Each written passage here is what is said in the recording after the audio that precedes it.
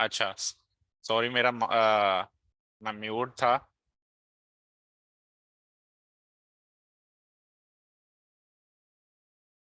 चलिए।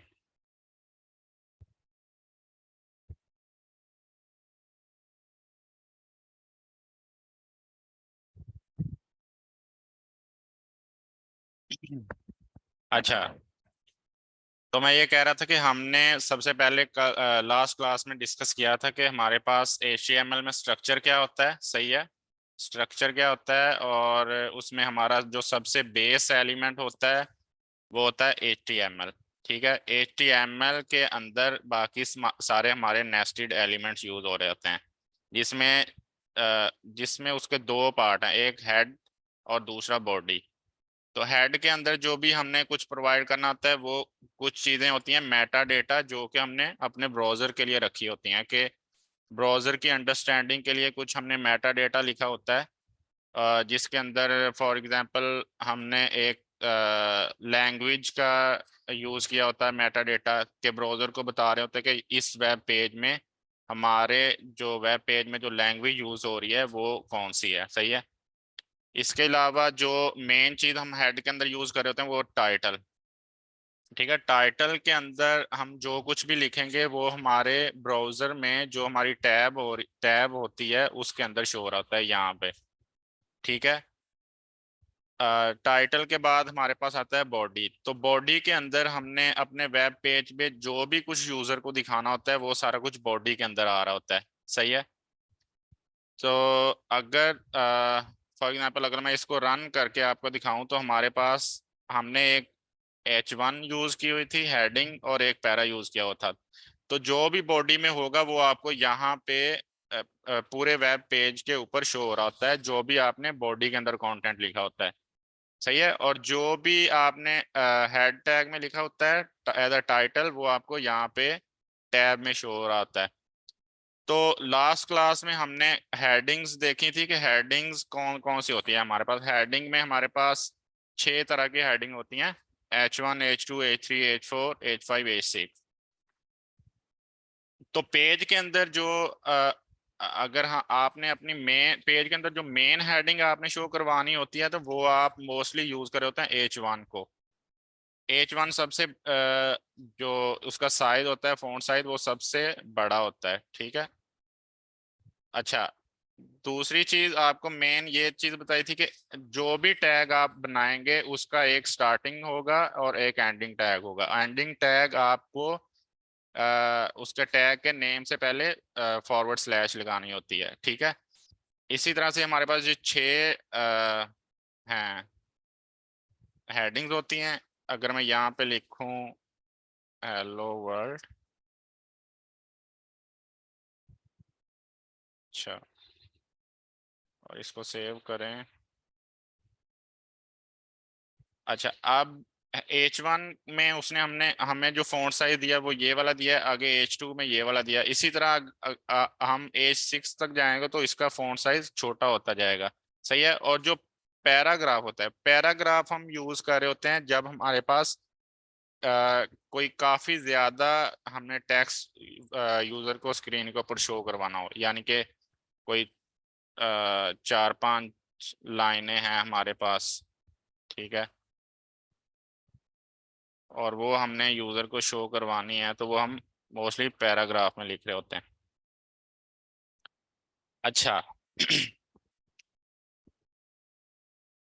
एक चीज ये होगी हेडिंग और पैराग्राफ। उसके अलावा आगे हमारे पास है जी।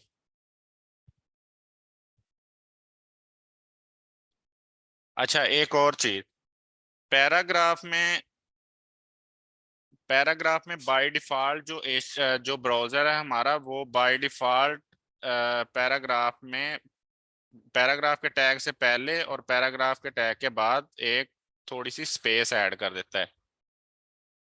जैसा कि अगर मैं आपको करके दिखाऊं, ये बाय डिफॉल्ट होगा। अब ये देखें, हमने बिल्कुल adjacent without any line break हमने यहाँ पे 2 पैराग्राफ की हेडिंग लिखी है, लेकिन जब ब्राउजर में ये शो होगा तो हमारे पास इसमें थोड़ी सी स्पेस आ रही होगी। सही है, ये बाय डिफॉल्ट होता है।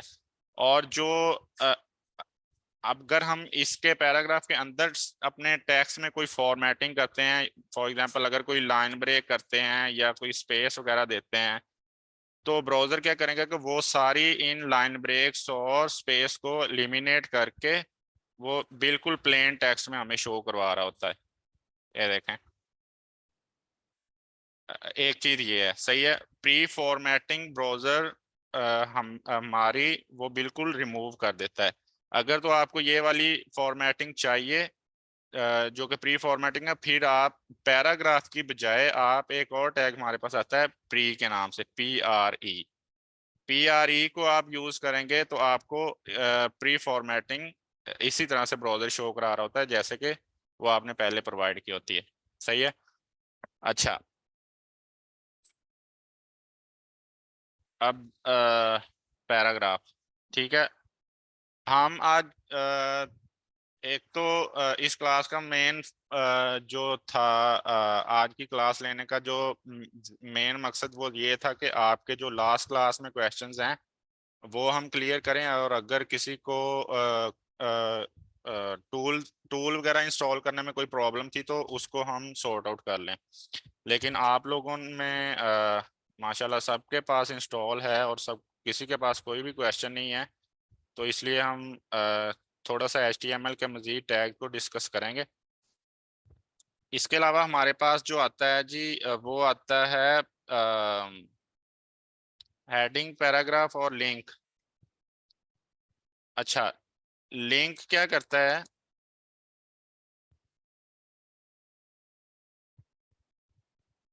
लिंक ये है बेसिकली एंकर टैग, इसको बोलते हैं A for anchor tag. Anchor tag में आप जो भी यहाँ पे लिखेंगे, फॉर एग्जांपल मैं यहाँ पे लिखता हूँ कोई टेक्स्ट, हेलो गूगल। अच्छा, एक तो होता है हमारे पास एलिमेंट, ठीक है। एलिमेंट के साथ हमारे पास दूसरी चीज जो आ रही होती है वो होती है एट्रीब्यूट्स। ठीक है, एट्रीब्यूट्स क्या होते हैं कि एडिशनल इंफॉर्मेशन हम प्रोवाइड करते हैं अपने एलिमेंट्स को, कि वो उन्होंने किस तरह से ब्राउजर में बिहेव करना है। और ये जो एंकर टैग है इसमें हमारे पास एक एट्रीब्यूट आता है एच रेफ का। एच रेफ के अंदर आप एक कोई यूआरएल पास करेंगे, यूआरएल, और जो भी आपने यहाँ पे एंकर टैग में जो भी टेक्स्ट लिखा होगा वो आपको एज अ लिंक के तौर पे काम करना शुरू कर देगा। फॉर एग्जांपल अब अगर यहाँ पे मैं आपको, फॉर एग्जांपल हम कहें कि हमने हेलो गूगल पे क्लिक करें, तो हमारे पास गूगल का जो मेन पेज है वो ओपन हो जाए। अच्छा, एट्रीब्यूट में क्या होता है कि की वैल्यू पेयर की फॉर्म में हम एट्रीब्यूट प्रोवाइड कर देते हैं। ये जो मैंने लिखा है ये इसकी की होगी, और आगे इक्वल का साइन, और उसके बाद जो होगी उसकी वैल्यू होगी, और वैल्यू को आप डबल कोट्स में दे रहे होते हैं। ठीक है, अगर मैं इसको अब इसको मैं सेव करता हूँ और ब्राउजर पे जाके अगर हम इसको देखते हैं, तो ये देखें इसने हमारे पास एक लिंक बना के दे दिया। अगर मैं इसके ऊपर माउस होवर करता हूँ तो ये नीचे आप देखें बॉटम लेफ्ट पे उसने हमारे पास वो जो हमने वहां पे दिया था, लिंक दिया था, वो उसने प्रोवाइड शो करवाना शुरू कर दिया। अच्छा, अगर मैं इसके ऊपर क्लिक करता हूँ तो ये हमें गूगल के मेन पेज पे ले जाएगा। अच्छा,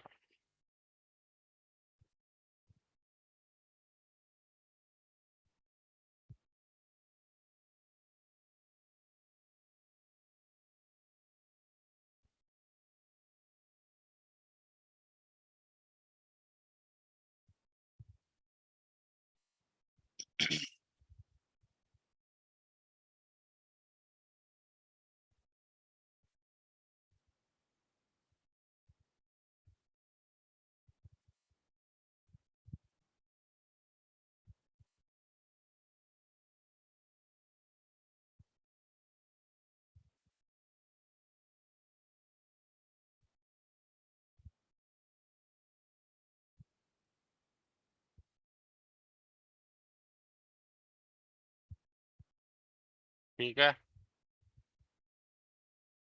इस तरह हमारे पास एंकर टैग वर्क कर रहा है। जी, ये कौन है भाई साहब?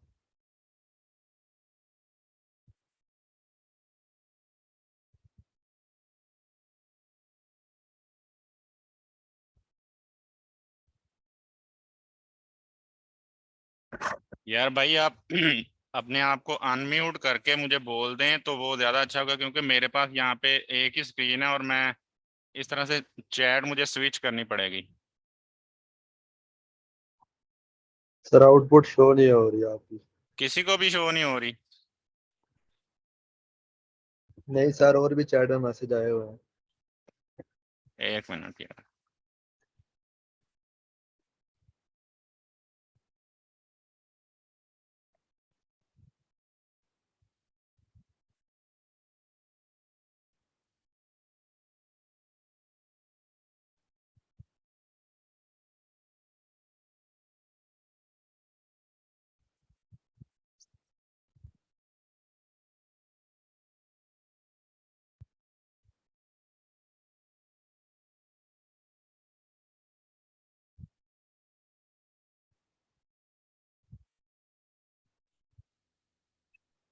अच्छा आप बताइएगा, हो रही है शेयर? यस सर, अभी शेयर हो रही है। अच्छा, तो आप लोगों को तो फिर पता ही नहीं चला होगा कि हमने इधर क्या देख रहे थे ब्राउजर के ऊपर। नहीं सर, ये तो मुझे ऑलरेडी पता था, लेकिन मैंने मैसेज किया था कि आउटपुट शो नहीं हो रही। ये तो पता था इसकी कैसे आते हैं। अच्छा, किसी को इसमें कोई मसला हो, हम अनम्यूट करके प्लीज बताएं।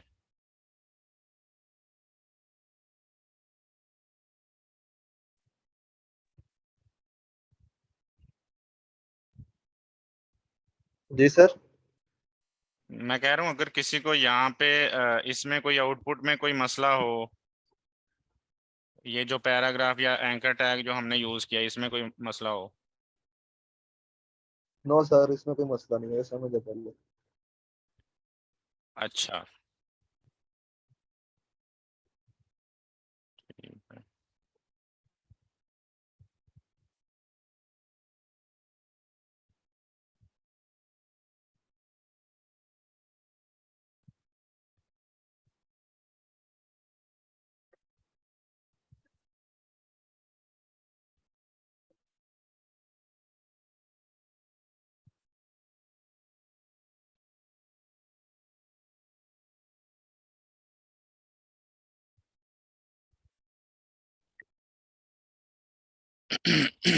अच्छा जी।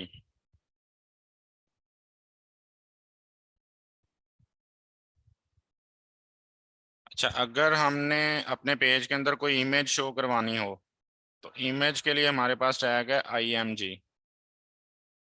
सही है, इमेज टैग, और इसको हम सेल्फ क्लोजिंग टैग ही बना देते हैं। अच्छा, कुछ टैग होते हैं जिन जो के सेल्फ क्लोजिंग टैग होते हैं, उनका जो एंडिंग टैग होता है, स्टार्टिंग टैग और एंडिंग टैग दोनों सेम ही होते हैं। वो इस तरह होते हैं कि उसके पहले एंगल ब्रैकेट स्टार्ट होती है, उसके बाद एलिमेंट का नेम आता है, फिर आगे उसके अगर कोई एट्रीब्यूट्स हों तो वो आते हैं, और लास्ट में फिर हम फॉरवर्ड स्लैश लगा के उस एंगल ब्रैकेट को क्लोज कर देते हैं। तो इस तरह के जो टैग होते हैं हमारे पास, उनको हम बोलते हैं सेल्फ क्लोजिंग टैग। जो दूसरे टैग होते हैं जिनमें उनका स्टार्टिंग और एंडिंग टैग सेपरेट हो, तो वो होते हैं मतलब दूसरे। अच्छा, इमेज के अंदर इसका एट्रीब्यूट, जो मेन एट्रीब्यूट होता है वो होता है इसका उसको बोलते हैं सोर्स, SRC। SRC के अंदर अब उसी तरह से उसका नेम आ गया, की वैल्यू पेयर की फॉर्म में, आगे ब्रैकेट आ गई, फिर आगे डबल कोट्स के अंदर हम किसी भी इमेज का नेम और उसकी एक्सटेंशन देते हैं। अगर तो हमने कोई एक्सटर्नल इमेज शो करवानी है, जैसा कि एक्सटर्नल इमेज से मतलब कि हमारे वेब पेज के अलावा कहीं और से, किसी और वेबसाइट से हमने कोई इमेज शो करवानी है, तो हम एब्सोल्यूट पाथ दे रहे होते हैं उनका। एब्सोल्यूट पाथ का मतलब कि जैसे फुल पाथ, यानी कि HTTPS, आगे उस वेबसाइट का पूरा नेम, और आगे स्लैश, और आगे उस इमेज का नेम। सही है। तो अगर तो हमारे पास लोकली कोई इमेज पड़ी हुई है, डाउनलोड हमारे पास है, तो फिर हम क्या करेंगे कि हम जस्ट उस इमेज का नेम दे देंगे, और साथ में उसकी आगे कोई जो भी एक्सटेंशन है, JPG या PNG, इस तरह। तो हम एक कोई इमेज डाउनलोड कर लेते हैं यहाँ से।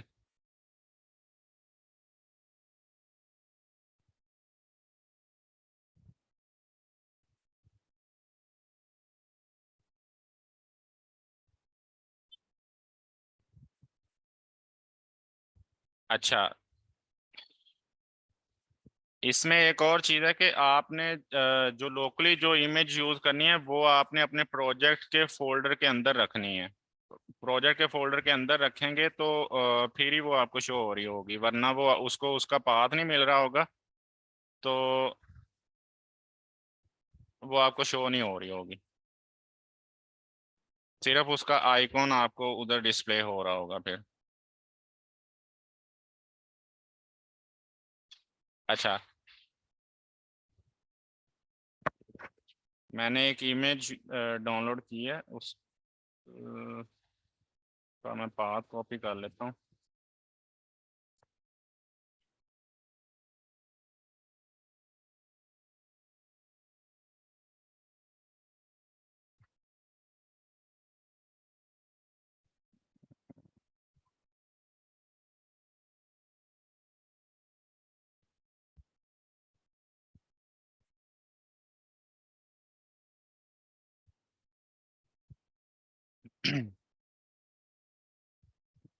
My laptop dot JPG.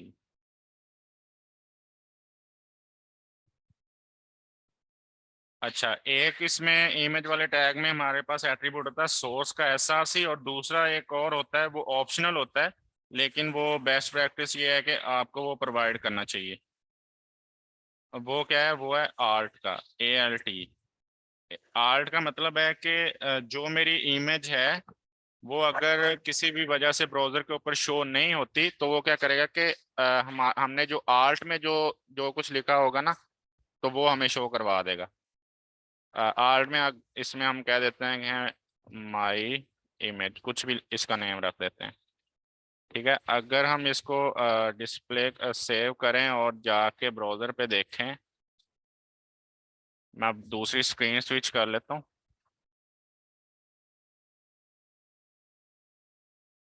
ये देखें,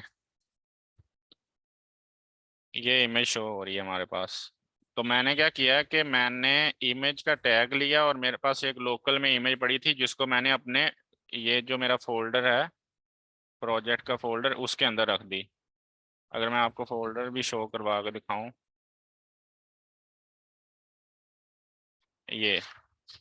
ये मैंने एक फोल्डर बनाया था फर्स्ट क्लास, और उसके अंदर ये हमारी जो HTML है वो पड़ी हुई है, और इसके साथ मैंने ये अपनी कोई इमेज डाउनलोड करके रखी हुई है। सही है, तो मैंने क्या किया है कि मैंने इस इमेज का जस्ट नेम दिया है। मुझे एब्सोल्यूट पाथ इसलिए नहीं देना पड़ा क्योंकि मैंने इमेज को उसी जगह पे रखा हुआ है जहाँ पे ये हमारे वेब पेज की पूरी फाइल पड़ी हुई है। तो ठीक है, तो इसलिए ये उसको रिलेटिव पाथ को ही कंसीडर करके हमें शो करवा रहा है। अच्छा, यहाँ तक अगर किसी का कोई क्वेश्चन हो तो प्लीज बताएं। म्यूट कर सकते हैं आप अपने आप को, कोई भी क्वेश्चन हो तो बताएं। अनम्यूट सॉरी कर सकते नो सर। हैं। हाँ जी। नो सर, कोई क्वेश्चन नहीं है सर। किसी और का कोई क्वेश्चन? अच्छा।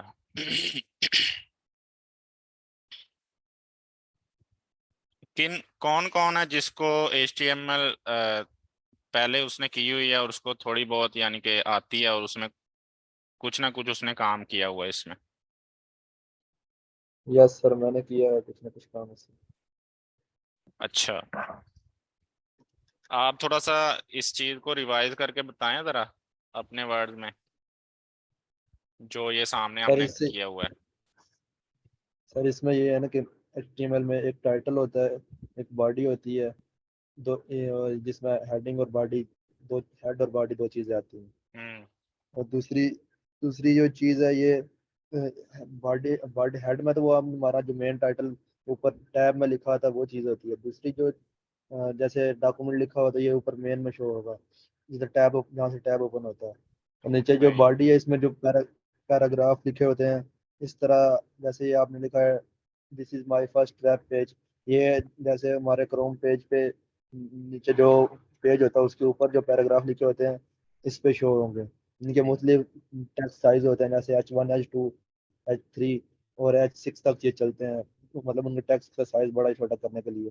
हम्म। और तीसरा जो आपने ये अच्छा, किया है, ये यहाँ पे लिंक पेस्ट। जो होता है ना, ये जो H1 H2 H3, इनको हम मोस्टली अपने टेक्स्ट का साइज बड़ा या छोटा करने के लिए यूज नहीं कर रहे होते। बेस्ट प्रैक्टिस ये है कि आप इनको एज अ हेडिंग यूज करें।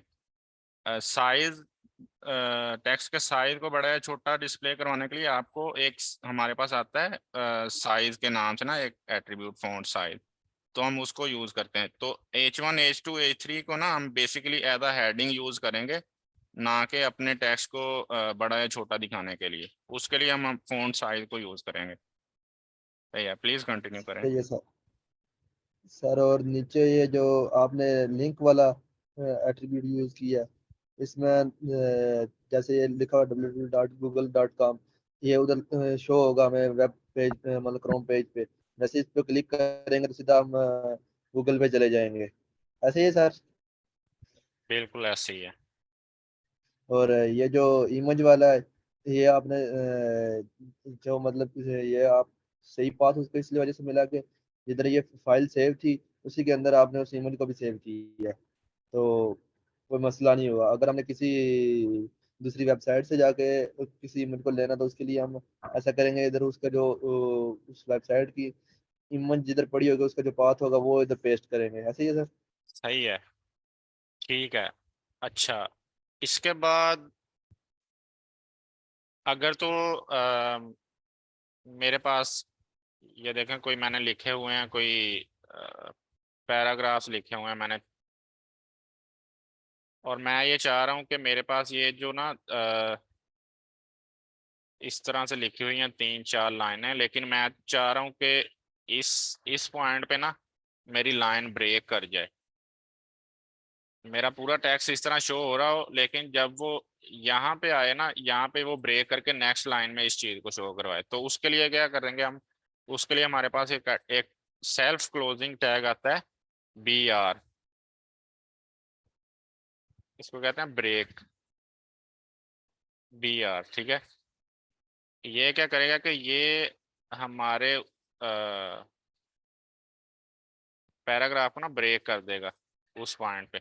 ये देखें, तीन तीन थे हमारे पास सेंटेंसेस, उसने तीसरे पे जाके उसको ब्रेक कर दिया।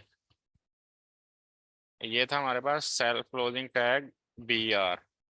तो ये भी काफ़ी एक्सटेंसिवली यूज़ हो रहा होता है हमारे पास जब हम अपने टेक्स्ट की थोड़ी बहुत फॉर्मेटिंग वगैरह कर रहे होते हैं।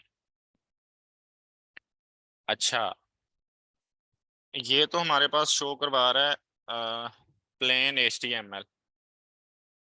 इसमें कोई कलरिंग शलरिंग नहीं है, कोई वो नहीं है, स्टाइलिंग नहीं है। तो अगर मैं चाहता हूँ कि मेरा जो मेन पेज है, मेरा जो ये मेरा जो ये वाला मेन पेज है, जो ये सब कुछ शो हो रहा है, मैं चाहता हूँ कि इस पेज पे ना बैकग्राउंड पे कोई कलर वगैरह आ जाए, या इस तरह कोई अगर इमेज भी लगाना चाह रहे हो हम तो वो भी लगा सकें। तो मैं क्या करता हूँ कि मैं इसके बैकग्राउंड पे, बॉडी पे ना कलर देता हूँ। तो हम क्या करेंगे, बॉडी के टैग में जाएंगे और यहाँ पे लिखेंगे स्टाइल।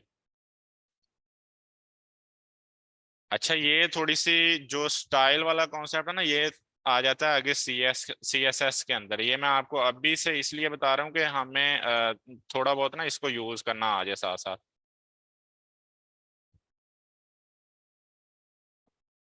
अच्छा, स्टाइल एक कीवर्ड है, इसको हम यूज करेंगे, और आगे जो इसमें डबल कोट्स के अंदर हम दोबारा से की वैल्यू पेयर की फॉर्म में ना प्रॉपर्टीज इसकी देंगे।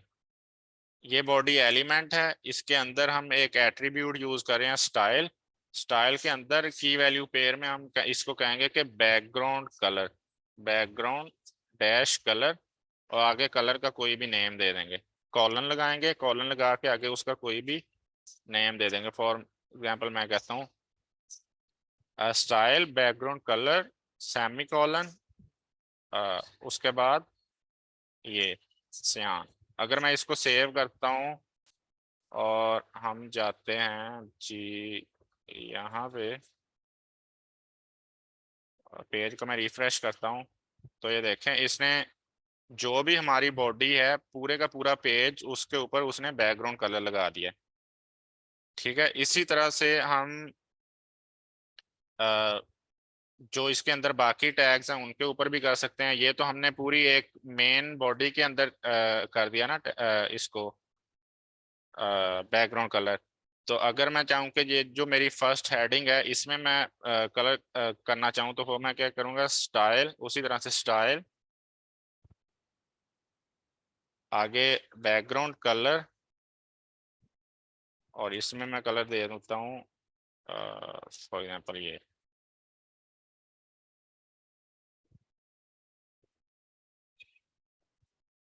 अब ये देखें बैकग्राउंड कलर जो बॉडी का है वही है, और आगे जो HTML का टैग था उसके अंदर उसने पूरे का पूरा कलर चेंज कर दिया यहाँ पे।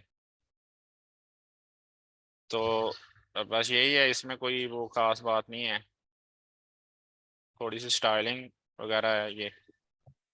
इसके सर अलावा मीटिंग एंड होने अगर वाली है। अच्छा चलिए, ये बस ये फ़ॉन्ट जी। स्टाइल का बता देते हैं। अच्छा यार, इसको मैं वो इंशाल्लाह नेक्स्ट क्लास से पहले पहले ना इसका वो प्रीमियम हम बाय कर लेंगे, फिर हम लॉन्ग मीटिंग्स कर सकेंगे। तो इंशाल्लाह वो नेक्स्ट क्लास से पहले पहले मैं इसको बाय कर लूँगा। अच्छा, एक ओके और सर। चीज़ है कि एक और चीज़ है